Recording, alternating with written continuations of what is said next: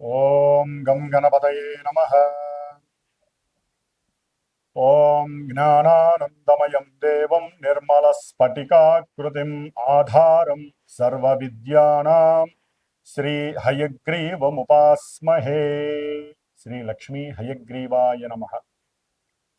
ఓం నమో నారాయణాయ నమః. జ్ఞానసిద్ధిని వీక్షిస్తున్నటువంటి ప్రేక్షకులందరికీ కూడా ఆగస్టు 17వ తేదీ నుండి సెప్టెంబర్ 17వ తేదీ వరకు కూడా సింహరాశిలోకి సూర్యుని యొక్క సొంత క్షేత్రము మరియు మూల త్రికోణ రాశిలో ఆయన యొక్క గ్రహ సంచార ప్రభావము, అలాగే ఈ యొక్క బుధగ్రహము దాదాపుగా కర్కాటక రాశిలో ఆగస్టు 21 వరకు ఉండి సెప్టెంబర్ 7 వరకు కూడా సింహరాశిలో రవితో కలిసి బుధాదిత్య యోగాన్ని, అట్లాగే తన యొక్క స్వక్షేత్రము మూల త్రికోణము ఉచ్చస్థాన స్థితిగతుడైనటువంటి బుధుడు కన్యారాశిలో సెప్టెంబర్ 7 నుంచి సెప్టెంబర్ 17 వరకు కూడా ఈ సంచరించే సమయము. శుక్రుడు సెప్టెంబర్ 2వ తేదీ వరకు కూడా నీచ స్థితిలో కన్యారాశిలో ఉండి తులారాశిలో తన యొక్క స్వక్షేత్రంలో వచ్చినప్పుడు విశేషమైనటువంటి యోగాలని, అట్లాగే కుజ భగవానుడు ఈ నెల రోజులు సెప్టెంబర్ 17 వరకు కూడా విశేషంగా మిథున రాశిలోనే సంచరిస్తూ, మరి గురుడు చూస్తే ఆయన ఆశ్లేష నక్షత్రంలోకి మారి కర్కాటక రాశిలోను, కేతు ఏమో సింహరాశిలోను, కుంభరాశిలో రాహువు, మీనరాశిలో వక్రీగత శని ప్రభావము. ఈ యొక్క గ్రహాల యొక్క సంచారం వలన మేషాది మీనరాశి పర్యంతం ఏ విధమైనటువంటి గ్రహ సూచికలు కలుగజేస్తాయి, ఏ విధమైనటువంటి శుభాలు లేకపోతే ఇబ్బందులు కలుగజేస్తాయి తెలుసుకునే ముందు ఇప్పుడు ఈ మాసంలో జరిగేటటువంటి విశేష పండుగల యొక్క విశిష్టతలు, అట్లాగే నా యొక్క జ్ఞానసిద్ధి క్షేత్రపీఠంలో ఏ సమస్యల వలన, ఏ ఇబ్బందుల వలన, ఏ గ్రహాల వలన ఏ రకమైనటువంటి పూజలు నేను ఆచరిస్తున్నానో తెలుసుకునే ప్రయత్నం చేసి ఆ తదుపరి మీ యొక్క రాశి గ్రహ ప్రభావాన్ని వినడానికి ప్రయత్నం చేయండి.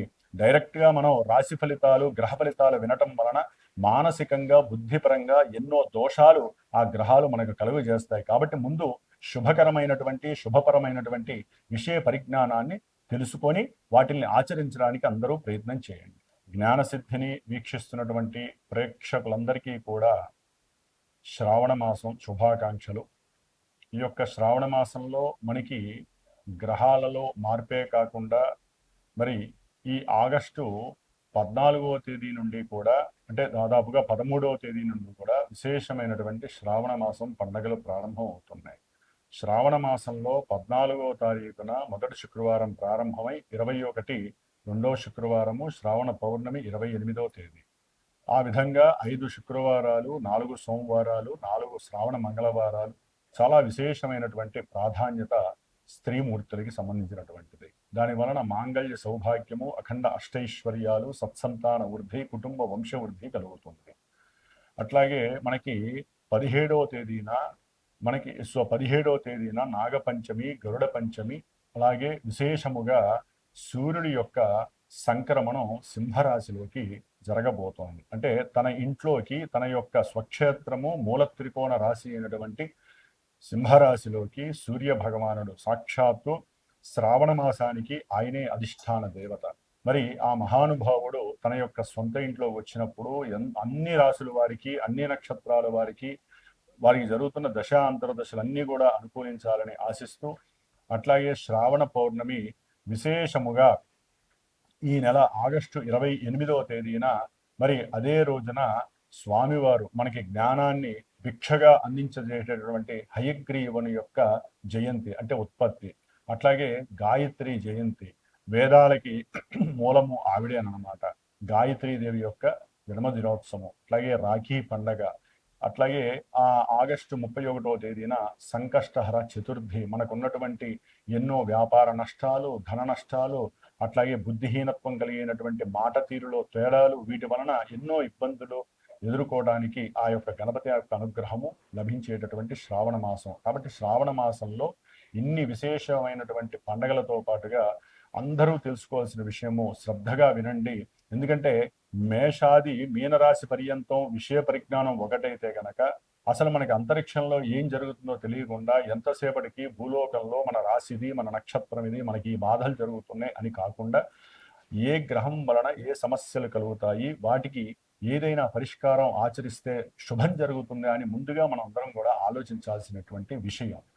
ఈ యొక్క ఆగస్టు 2వ తేదీన కుజుడు వృషభ రాశిలోంచి మరి మిథున రాశిలోకి శత్రుక్షేత్రంలోకి ఆయన మారినటువంటి రోజు. ఆయన ఆగస్టు 12వ తేదీ అమావాస్య రోజున మరి పాప నక్షత్రమైనటువంటి రాహు నక్షత్రం ఆరుద్ర నక్షత్రంలోకి ప్రవేశిస్తాడు. అట్లాగే రాహుగ్రహము ఆగస్టు 2వ తేదీన అదే కుంభరాశిలో ఉంటూ తన యొక్క సొంత నక్షత్రమైనటువంటి శతభిష నక్షత్రంలోంచి ధనిష్ట నక్షత్రం పాప నక్షత్రము శత్రు నక్షత్రమైనటువంటి కుజ నక్షత్రంలోకి మార్పు జరిగింది.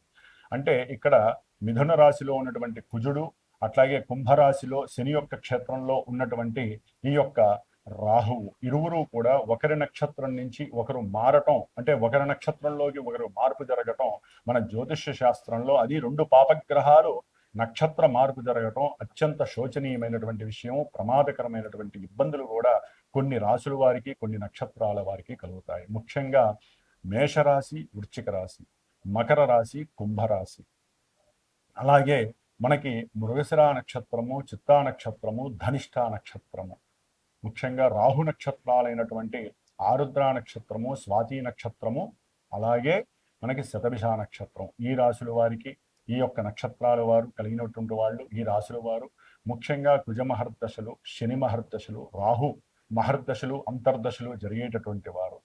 గోచారంలో ఎవరైతే తీవ్రంగా కొంతమంది స్త్రీలు గర్భ విచ్ఛిన్న దోషాలు కలిగి చాలా ఇబ్బందులు పడుతూ ఉంటారు. అసలు గర్భస్థిత దోషంతో ఇబ్బందులు పడుతూ అండోత్పత్తి లేక ఎన్నో ఇబ్బందులు పడుతున్నటువంటి వాళ్ళకి ఈ కుజరాహువులే జన్మజాతకాలలో కారణంగా కల్పిస్తూ ఉంటారు.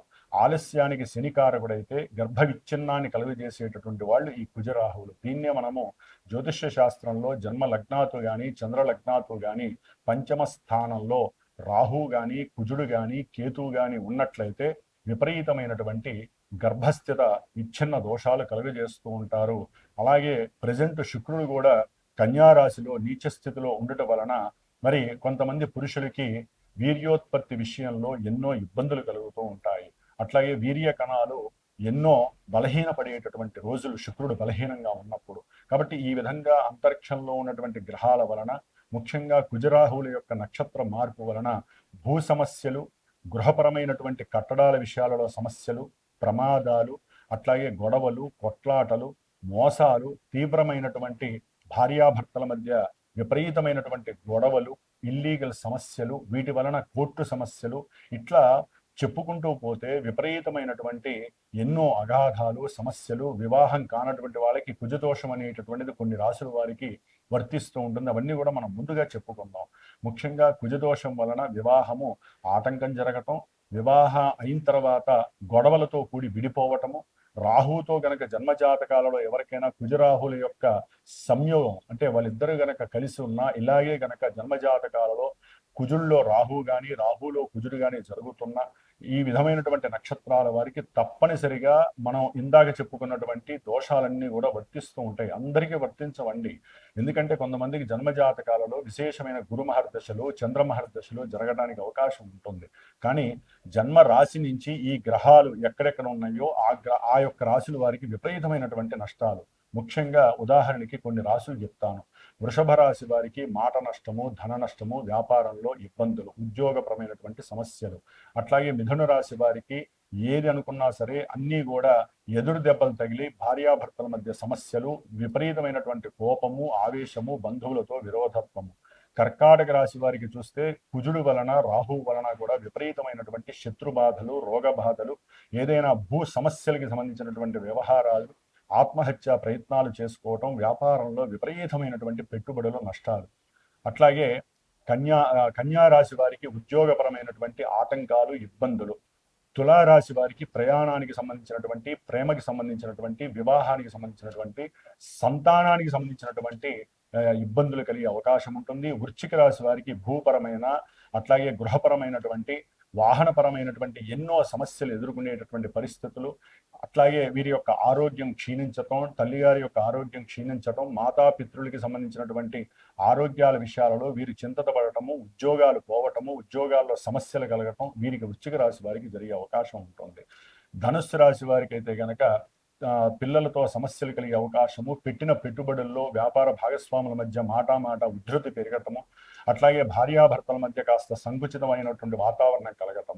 ముఖ్యంగా కుంభరాశి వారికి సంతానపరమైనటువంటి నష్టాలు విపరీతంగా ఉండేటటువంటి అవకాశం ఉంటుంది. అనుకున్న ప్రతి కార్యక్రమం కూడా డొల్లై కూర్చోవటం, మోసాలు ఎక్కువగా జరగటం, అట్లాగే ఏదైనా అమ్మకాల విషయాలలో మోసాలు జరగటం, ఏదైనా గృహం కానీ వాహనం కానీ అమ్మేటటువంటి విషయాల్లో 10 రూపాయలు వస్తాయనుకుంటే 2 రూపాయలు రావటం.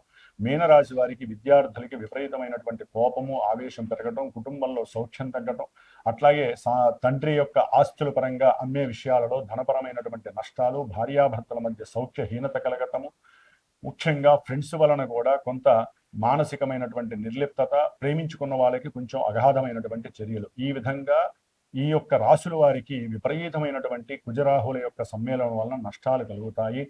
కొంతమందికి జాతకాల రీత్యా విపరీతమైనటువంటి చెప్పుకోలేనటువంటి ద్రోహాలు కూడా జరగడానికి అవకాశం. కాబట్టి మీరు చేయవలసిందల్లా ఒకటే, మీరు ఈ యొక్క సెప్టెంబర్ 17 వరకు కూడా ఈ సమ్మేళనం ఉంటుంది. సెప్టెంబర్ 2 వరకు కూడా విపరీతంగా ఉంటుంది. కాబట్టి ఆగస్టు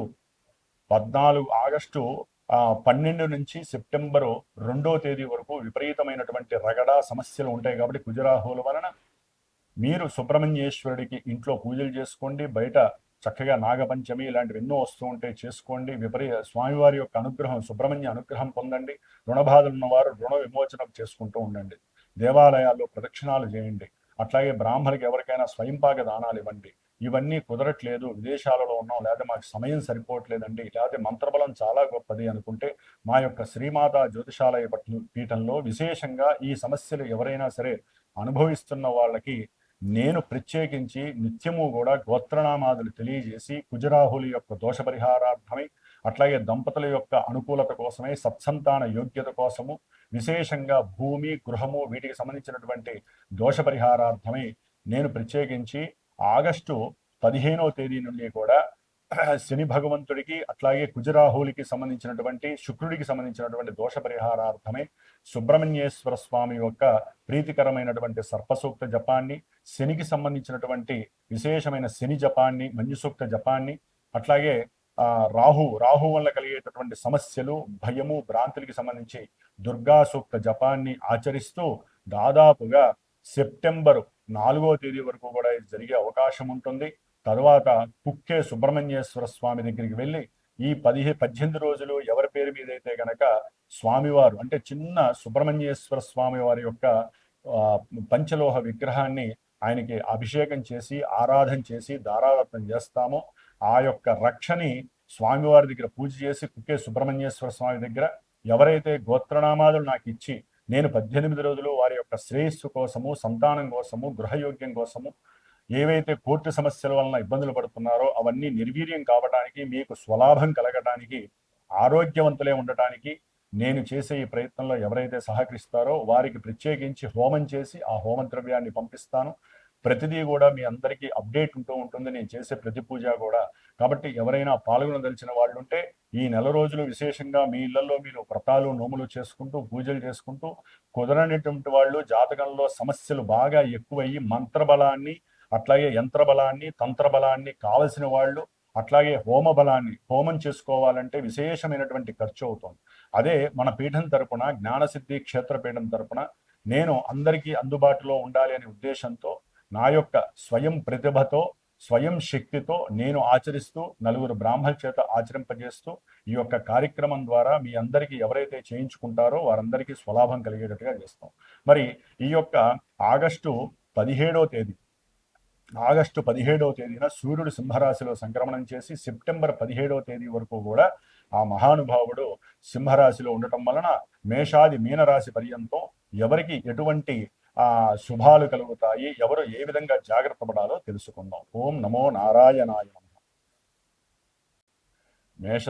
మేషరాశి వారికి ఈ మాసము ఆగస్టు 15 నుంచి సెప్టెంబర్ 17 వరకు సూర్యుడు ఈయన తన యొక్క రాశిలో ప్రవేశించి ఆయురారోగ్యాలని వృద్ధి చేస్తూ, ఉన్నతమైనటువంటి విశేష ప్రఖ్యాతి కలుగజేస్తూ, తండ్రితో మంచి ప్రేమని, అట్లాగే కొంతమందికి సంతానపరమైనటువంటి అనుకూలతల్ని కలుగజేస్తూ, వారికి ఉన్నటువంటి ఆలోచన, ప్రజ్ఞ, సమయము, సంస్కారము, విలక్షణమైనటువంటి లక్షణాలతో వారు తాము చేసే వృత్తిలో కానీ వ్యాపార దక్షతను కానీ పుణికిపుచ్చుకునేటటువంటి సమయం. ఎందుకంటే దాదాపుగా ఇదే మాసంలో ఆగస్టు 21 నుంచి సెప్టెంబర్ 7 వరకు కూడా రవి, బుధులు 2 గ్రహాలు కలిసి ఉండటం వీరి యొక్క ఉద్యోగ పరిస్థితుల్లో కొన్ని ప్రయత్నాలు లోపం లేకుండా చేస్తే ఉద్యోగం అనేది ఉండటానికి అవకాశం ఉంటుంది.